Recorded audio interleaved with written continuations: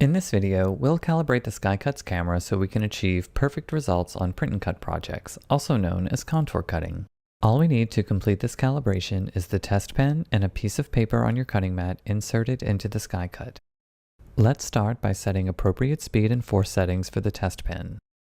Set speed to 8 and set force to 30. If you'd like to double check that your test pen is inserted correctly, press the test button on the home screen to draw a square.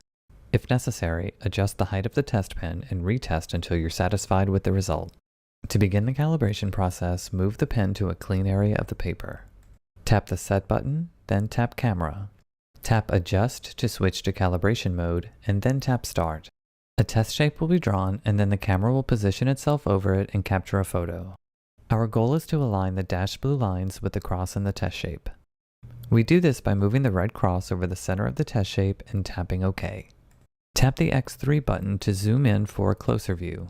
To move the red cross, tap the screen, or for more precise positioning, tap the arrows on the bottom of the screen. When you've positioned the red cross on the center of the shape, tap OK. The Skycut will then capture another photo.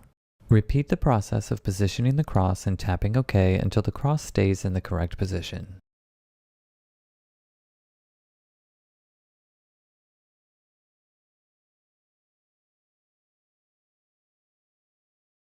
Tap X3 again to zoom out, and you should see the dashed blue lines are now centered on the cross.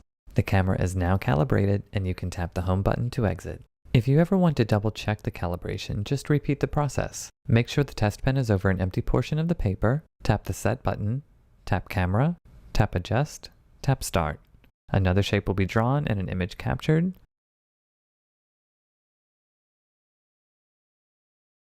It looks like the dashed line is aligned correctly, and we can tap X3 to zoom in and check that the cross is aligned correctly as well.